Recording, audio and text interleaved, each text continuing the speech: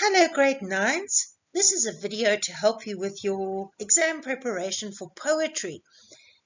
Now Sonnet 18, William Shakespeare, he writes a beautiful poem here about the power of art to preserve beauty. And what he does is he sets up a comparison between the beauty of the person to whom the sonnet is addressed and a stereotypical beautiful summer's day. Now, if you lived in England like William Shakespeare, you would be accustomed to a lot of poor weather and you would celebrate a good, hot, beautiful summer's day. And that's why a Shakespearean audience would immediately understand that any comparison to a summer's day is very complimentary. Now, not only is this person from the first line being compared to a summer's day, shall I compare thee to a summer's day? The speaker says that this person is more lovely and more temperate, more predictable, more stable than summer. And that's a great compliment.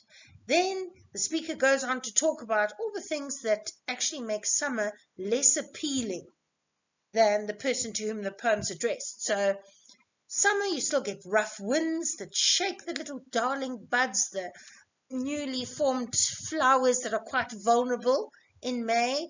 And you know what? The length of summer is quite short. That's the summer's lease that have all too short a date. And then other times it's just too hot. So sometimes too hot, the eye of heaven shines. And then often is his gold complexion dimmed, and that could be because of the clouds dimming or taking away from the bright light of the sun, or maybe it's just the end of the day, like an eclipse, and the sun starts to fade. And with the sun fading on a daily basis, it's also a sign of time that is just moving on. And anyway, I'll carry on. The course of nature is that everything beautiful declines in beauty. So even summer, every fair from fair declines. The season summer eventually changes, and we have autumn and winter. But unlike the seasons, we have a change there. But, okay, we call it a volta. It's a change. Unlike the season, this person's summer is going to live forever. It shall not fade. In fact, the opposite, it's going to grow. And it's going to grow because of art, because of the fact that the beauty is commemorated for all time in this poem. So let's keep reading here. It says, you'll never lose possession of that fair, that beauty, thou owest, which means thou ownest, you own this beauty, and you're never going to lose possession of it. And you know what? Death is never going to brag that you wander in his shade. Now, of course, we've got personification of death here. Now, all humans die and all beauty dies. We know this, right? So how is it possible that death will never take hold of the person to whom the poem is addressed? Okay, we'll find out soon. But I just want to go back to this wanderest in his shade.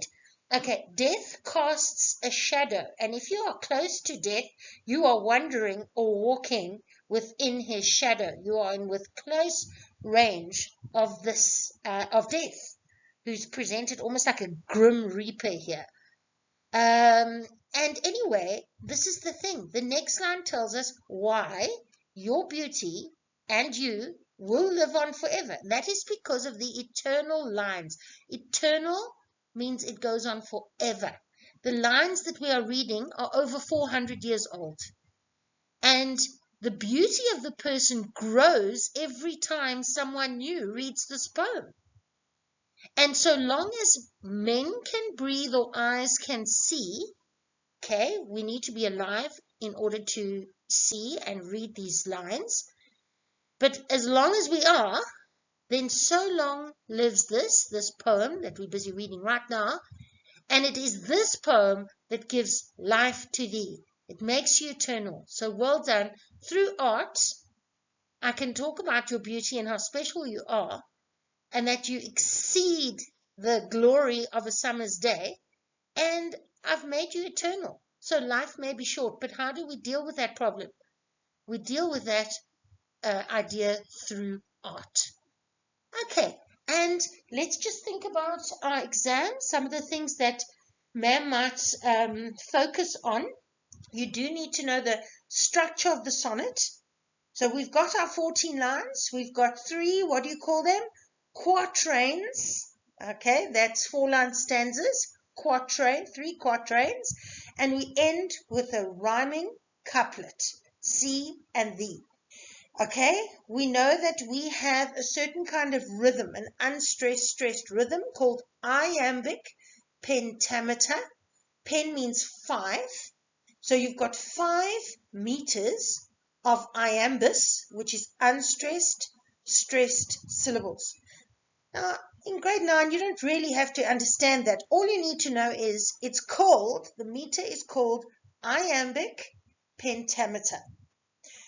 Right. The other thing with a Shakespearean sonnet is that Shakespeare always has his punchline, has his most important message in the rhyming couplet. And in the rhyming couplet in this poem, we can understand why that person's beauty exceeds a summer's day. Because unlike summer, which has a certain lease or time period, we're just going to keep reading about this person and their beauty will never end. Okay, so what else have we got in this poem? We understand the couplet. How would you describe the tone of this poem? I mean, is it an angry poem? We always use adjectives to describe the tone. Is it an angry poem? Oh, no, definitely not. Would you describe it as a confident tone or a sincere tone, possibly? I think so. Where does the confidence come in? The poet, who's an artist, knows that through art he can create immortality. He can actually create something that lives on through the centuries and exceeds the power of time, because time harvests death. How do you defeat time? You defeat time through art. And that is all I'll say about this beautiful poem. And your second poem for the exam is a South African poem by Mosisi Kunini, First Day After the War. And we celebrate freedom in this poem. And it's a joyous expression of freedom that is being emphasized through enjambment, the run on lines, and the fact that we don't have a formal structure that would break the flow of the outpouring of joy at this freedom. So it starts with, we heard the songs, which is already indicating something joyful. We sing as an expression of happiness or joy a lot of the time. So we heard the songs of a wedding party. Now you put wedding and you put party together and we know we're going to be having a good time. Wedding is bringing 2 different people together to become one. And that is symbolic of the country where apartheid had been about segregation, separation of groups. But what we've got here is we've got freedom. We have got democracy. 1994, and this is being compared to a wedding party. Because what you've got, different groups that are united in freedom under democracy.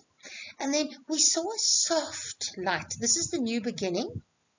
And at first, it's a promise of something brighter to come. It's a soft light. It grows. It's coiling around the young blades of grass. The young blades of grass could be the youth who are growing now under the soft light that will become brighter, that is democracy. And at first we hesitated, almost disbelief, because if you've been living without freedom, it's hard to believe this time that you've been fighting for has finally come. But then you get this glimpse of freedom, who's personified as a woman, almost like Mother Africa. We saw her footprints. Then her face emerged. So it's almost building up to the climactic moment until we see her fully. And then her eyes of freedom, and that expression of joy is enhanced by the punctuation, the exclamation mark. She woke us up with a smile, saying, "What day is this that comes suddenly?" It's that idea of freedom coming to you suddenly, like you've been dreaming or you've been trapped, and suddenly you're awake, and we've got this new life and this new promise of freedom. And then we know it's new because it's only the first day after the war. And the war is, of course, a reference to apartheid in South Africa. And look at the joy of the people. Without waiting, we ran to the open space. Now, the open space, prior to democracy, people's movements were restricted according to race. So, for the first time, people are able to move openly without restriction, and there's so much joy in that. Then ululating, it's that word always gets me, but basically it's onomatopoeic because the sound of the word helps you to imagine the ongoing sound that is being described.